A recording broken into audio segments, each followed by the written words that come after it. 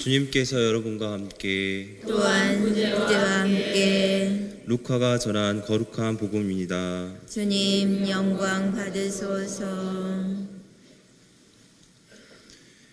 티베리우스 황제의 치세 제50년 본시오 빌라도가 유다 총독으로, 헤로데가 갈릴레아의 영주로, 그의 동생 필리포스가 이투레아와 트라코니티스 지방의 영주로, 리사니아스가 아빌레네의 영주로 있을 때, 또 한나스와 카야파가 대사제로 있을 때, 하느님의 말씀이 광야에 있는 지카랴의 아들 요한에게 내렸다.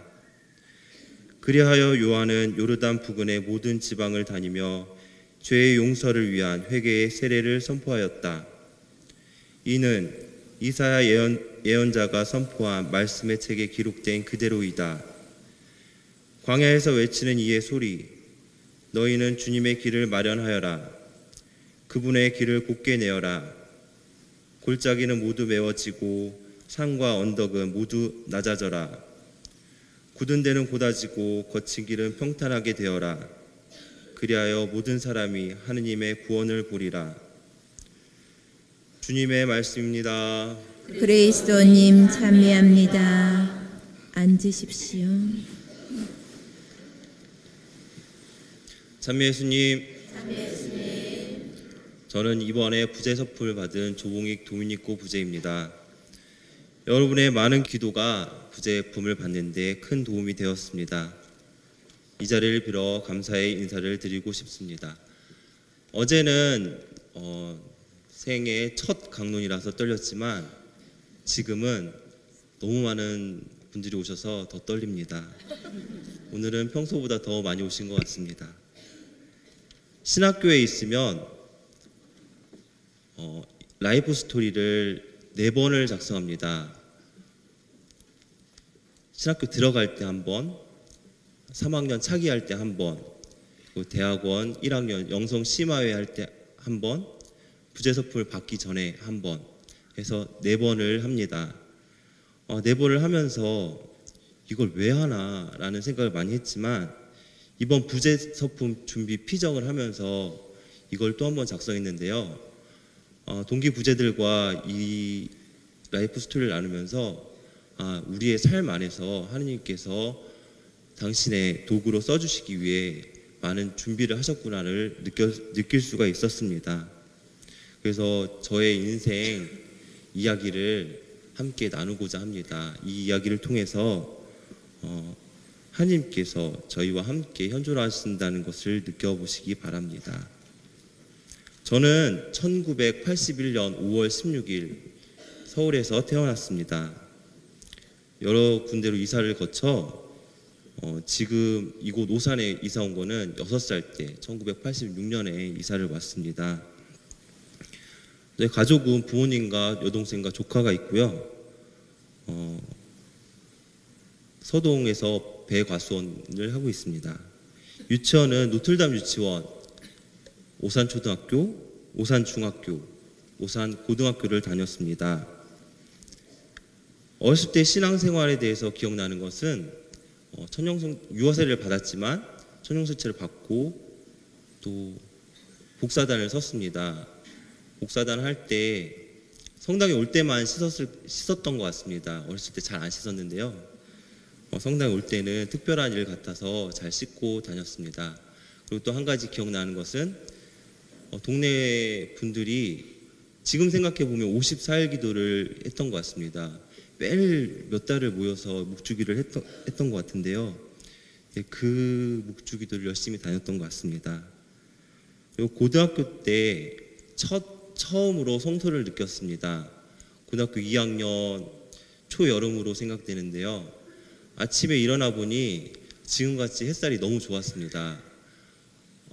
창밖을 한참을 바라보면서 이 햇살과 같은 사람이 되고 싶다라는 생각을 했습니다. 그리고 바로 떠오른 것이 그러면 사제가 되어야지 라는 생각을 했던 것 같습니다. 그런 생각으로 한 주간 매우 기쁘게 지냈던 것 같습니다.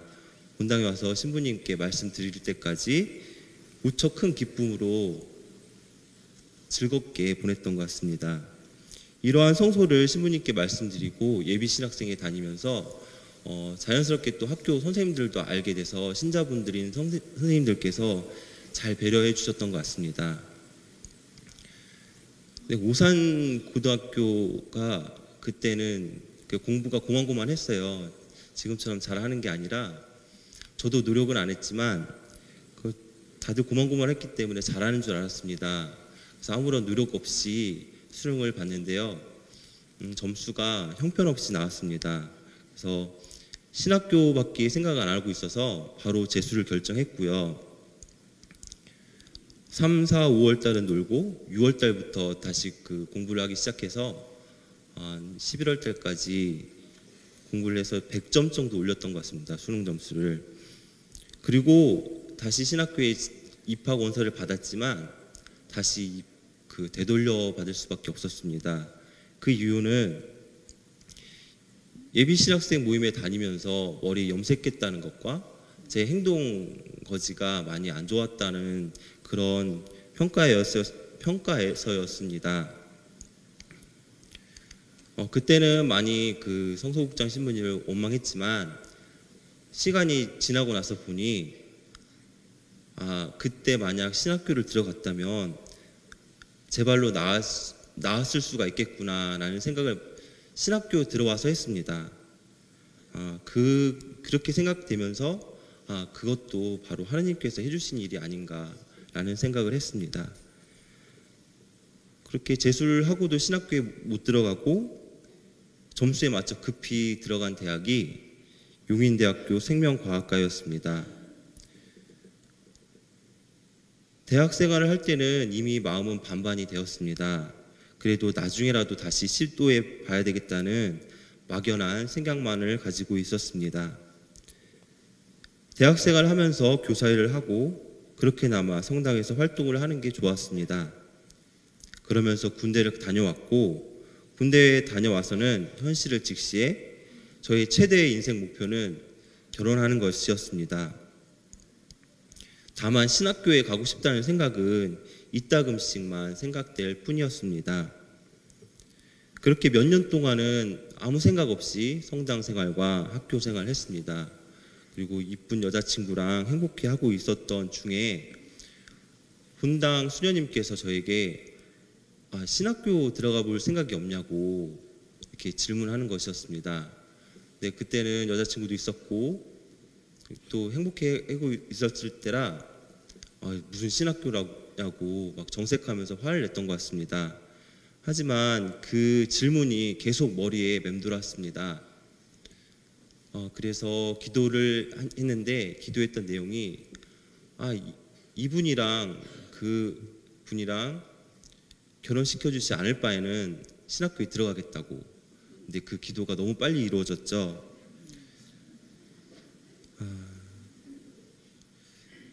얼마 안 있어서 헤어졌습니다.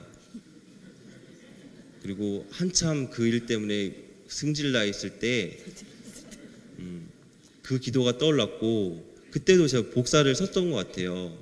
복사 옷을 입고 제 방에 이렇게 기다리고 있는 신부님을 기다리고 있는데 신부님께서 이렇게 들어오시는 걸 보고 뜬금없이 했던 소리가 저 신학교 가겠습니다 라는 소리였습니다.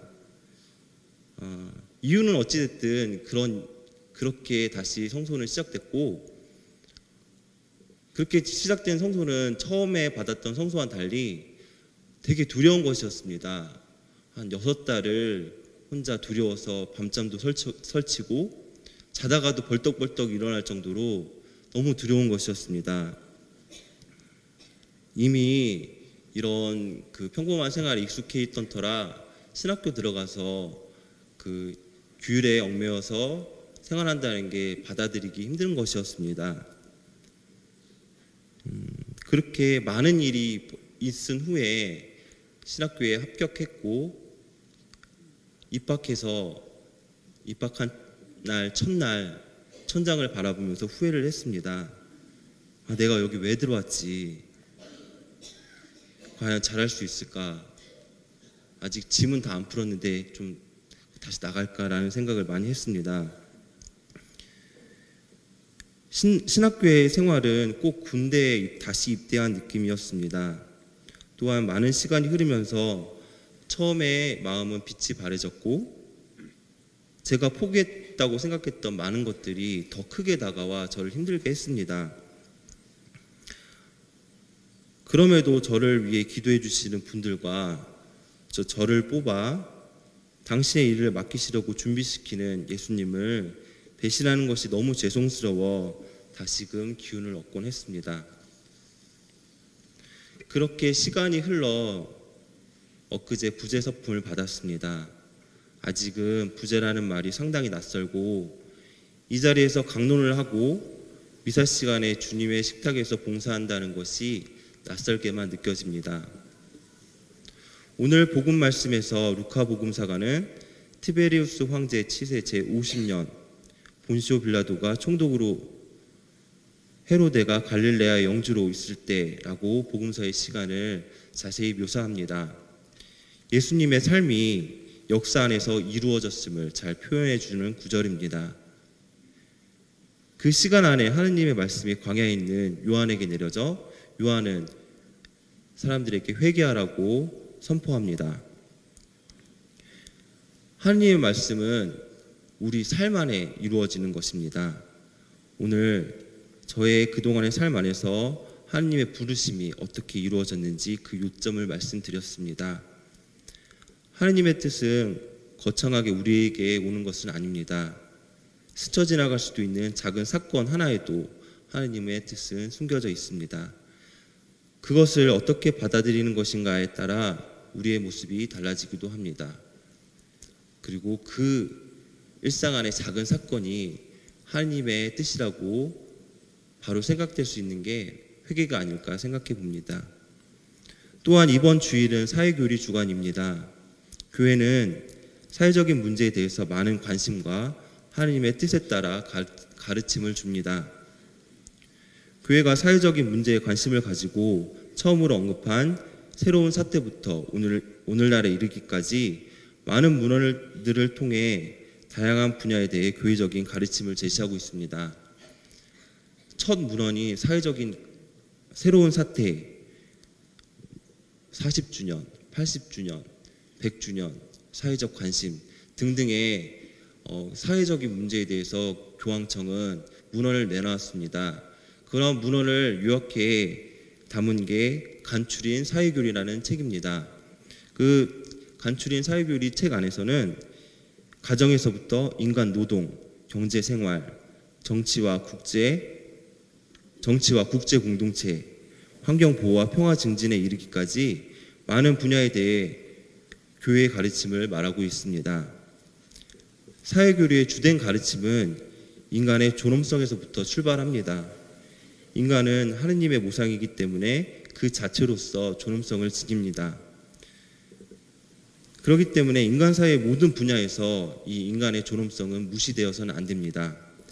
인간의 존엄성, 곧 인권이 무시되는 많은 사회 문제에 대해서 사회교리는 인간의 존엄성을 우선시하기를 말하고 있습니다. 교회와 사회는 서로 분리되어 있는 다른 집단이 아닌 하느님의 구원을 위해 사회의 정의를 외치는 교회가 되어야 합니다. 사회에 대해 하느님의 정의를 외치는 것이 바로 오늘 복음에서 요한이 외치는 목소리가 아닐까 생각해 봅니다. 너희는 주님의 길을 마련하여라. 그분의 길을 곧게 내어라.